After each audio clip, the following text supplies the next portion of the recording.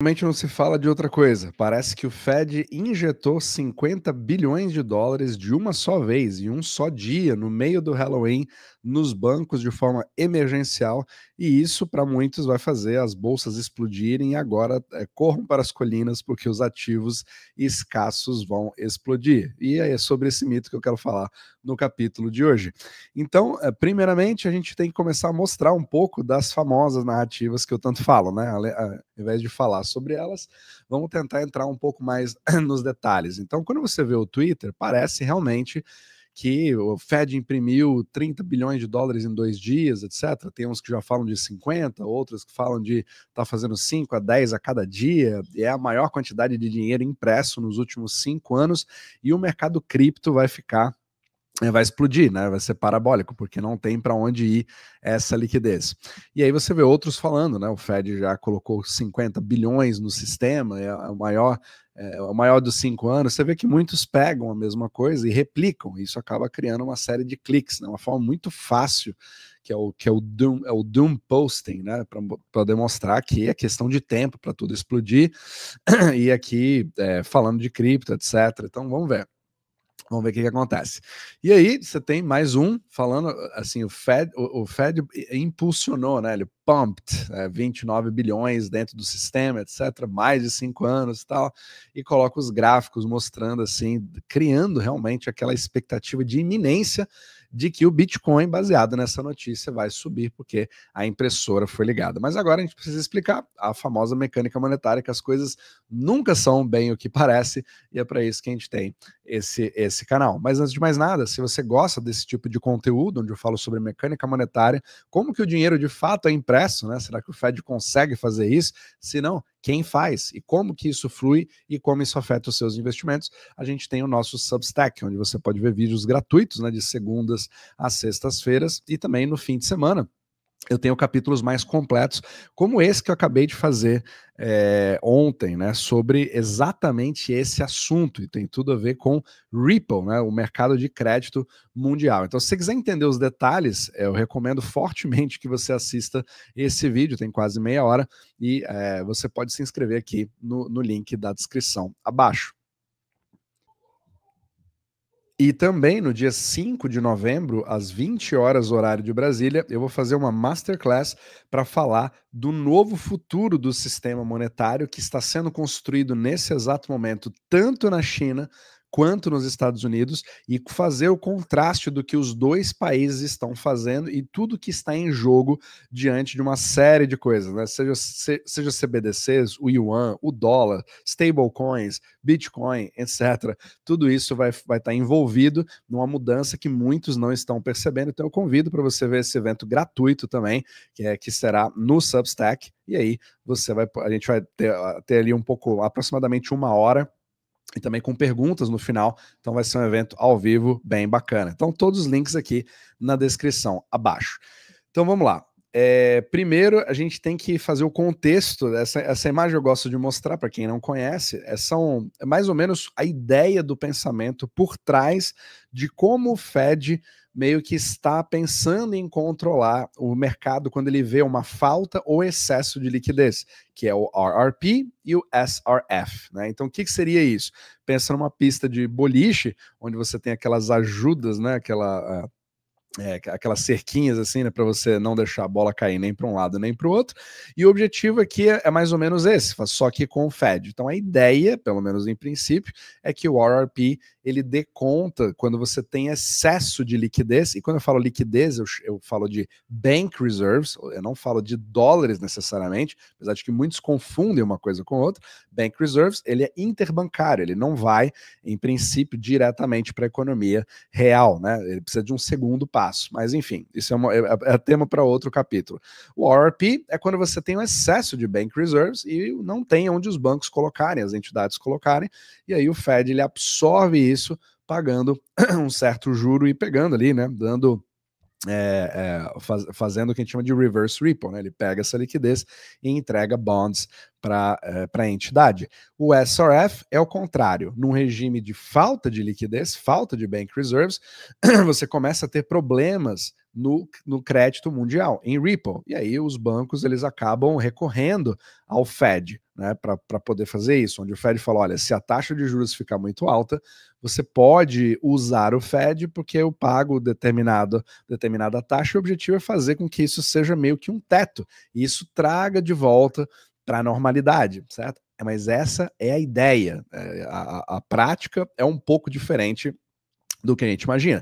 Então agora vamos dar uma olhada no SRF, porque é isso que está chamando a atenção. Então, tendo isso contextualizado, o que realmente está trazendo todas essas notícias, né, principalmente, toda essa preocupação que está sendo chamado de impressão de dinheiro, é isso daqui. Então você pode olhar no próprio site do New York Fed, né, isso aqui chama de Repo Chart, justamente porque é o Fed fazendo repo, ajudando. Então, veja isso como uma válvula de escape, certo? E não como uma impressora de dinheiro, porque isso é muito diferente desse meme, né, dessa famosa imagem. Eu sei que eu uso isso nas minhas capas, mas não tem jeito. Se eu não trouxer pelo menos a ideia que se tem na cabeça e tentar desconcertar isso, você nunca vai prestar atenção no vídeo, né? Infelizmente, é assim que funciona. Então, o grande objetivo aqui é você olhar o que acontece, né, nas relações que se teve. E quando você olha o histórico, chama muita atenção, você fala dos últimos 5 anos, porque olhando nos últimos 5 anos, realmente você não teve uso dessa ferramenta, exceto na pandemia, que foi a última vez que isso aconteceu, e agora você está vendo esses tracinhos bem pequenininhos, certo? É uma coisinha bem singela comparado ao que já foi durante a pandemia, só que o fato de não ter sido usado é exatamente o que traz toda essa emergência. E é claro que o crescimento foi muito forte mesmo. Você teve aqui, começou em setembro com 6 bilhões, aí depois ele passou aqui para 6,75, aí agora um pouco quase 10, aí chegou agora quase 10 de novo, etc. 7, isso é por dia, né? Até a hora que esses são os famosos 50 que estão dizendo aqui, porque você teve 29,4 que foram repos usando bonds, usando treasuries, né, que é esse de cima, e o de baixo que é o mortgage-backed securities. Você também pode fazer repo com mortgage-backed securities, né? Então 20,9. Somando os dois, quase 50 bilhões. Só que isso só significa a seguinte coisa: o movimento de repo é um movimento temporário, é um movimento que demora basicamente, o repo geralmente ele demora entre 24 horas a 7 dias, dependendo da operação e das partes envolvidas. O que significa isso? Eu tenho uma calção colateral, um bond americano, que é considerado o melhor colateral do mundo, né, no sistema interbancário mundial. E eu entrego isso para uma outra parte que me dá dinheiro. É como se eu estivesse vendendo. Então, eu estou vendendo o meu bond por um preço, que é aquele valor, para obter aqueles dólares que eu preciso para servir a dívida que eu tenho. E logo em seguida, eu vou recomprar o meu bond que eu vendi ontem. Então, eu vou comprá-lo, mas a que preço? Um pouquinho maior do que o preço que eu tive no dia anterior. Esse é o famoso juro. Então, por isso que a gente chama de repo, porque é repurchasing agreement, ou seja, é uma operação de recompra de calção, de garantia, e como se chama em inglês, de colateral. Então, essa operação é a que move 80% do crédito mundial. Só que agora vem o grande problema. Você hoje tem um sistema que eu sempre mostro aqui, né, que a diferença do sistema do dólar, vou até colocar aqui de novo, que acho que não está nos meus slides, que é esse aqui, né, que eu sempre mostro. Então você tem o sistema do dólar dentro dos Estados Unidos e o sistema do dólar fora dos Estados Unidos. E essa entidade, né, que é controlada pelo Fed, o SRF, essa ferramenta, ela só influencia nessa parte da esquerda, com os bancos que têm acesso direto ao Fed. Mas a grande questão é que a maioria das entidades internacionais, onde estão a maioria dos dólares, eles estão fora dos Estados Unidos. Eles estão no sistema euro-dólar. Então, um dos maiores motivos de preocupação é o que acontece nesse sistema fora. E a taxa de juros básica, ela é o que a gente chama de SOFR, que é essa que está aqui em cima, SOFR, que é o Secured Overnight Financing Rate, ou seja, é o tipo de taxa de juros que é uma base onde você usa repo. E o problema é que essa taxa, se ela começa a subir muito em relação ao que você tem dentro dos Estados Unidos numa tabelinha com o Fed, isso sugere que esse mercado tem um pouco de estresse. certo? Você não consegue saber exatamente os motivos, você não consegue saber exatamente o que está acontecendo. É por isso que é um mega buraco negro, mas é claro que o Fed, os Estados Unidos, etc., nas suas reuniões da FOMC, eles tentam dar a impressão de que não, fiquem tranquilos, porque todo esse sistema eu consigo controlar com essas duas ferramentas, tá? O mundo inteiro está dentro dessa pista de boliche, ninguém consegue sair para a esquerda e ninguém consegue sair para a direita.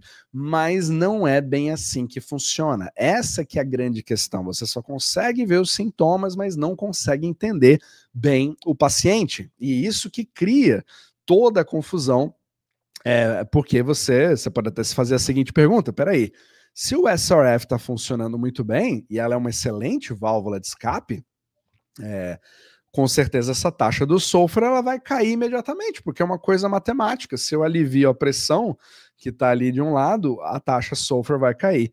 E não está caindo. Então significa que tem algo que não necessariamente está resolvendo. Agora, por outro lado, né, se você parar para pensar, a operação de Ripple, então, é simplesmente o Fed injetando, imprimindo dinheiro, um novo dinheiro que não existia antes, que está nos mercados e vai começar a ser alocado em ações ou mesmo Bitcoin.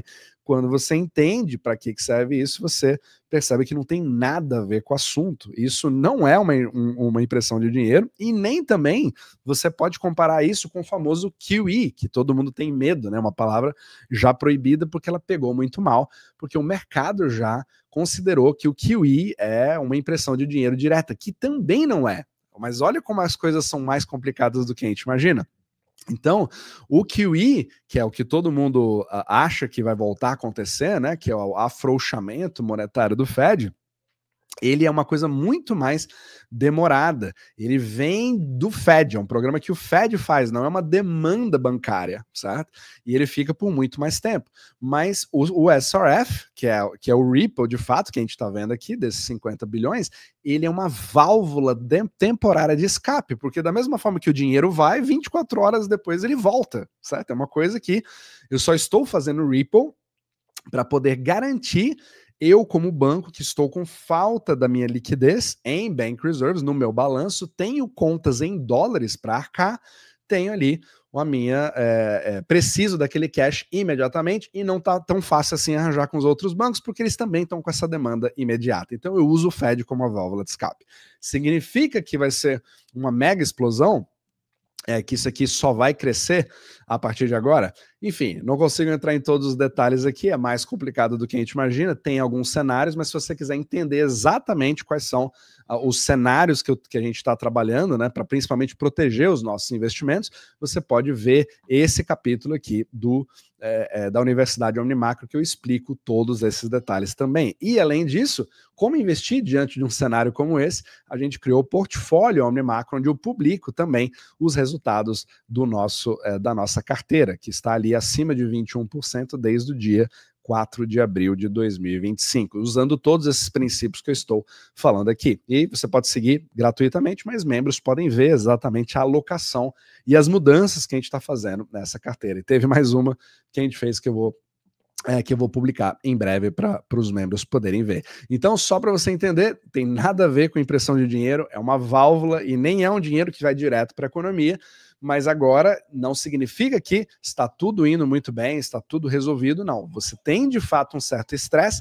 mas pensar que o Fed tem total controle sobre isso é bastante ingênuo e é por isso que é um sistema muito mais composto e Frankenstein do que a gente imagina. Então, vamos ver a cena dos próximos capítulos, se o SRF dá uma explodida ou se a coisa às vezes dá uma certa aliviada, porque acontece muitas vezes, inclusive na própria pandemia aconteceu e depois teve uma certa normalização. Então, espero que isso possa ter ajudado ao entendimento, mas com certeza as narrativas, né, como essa, não vão parar nessa semana, principalmente se o SRF continuar a fazer o que ele está fazendo.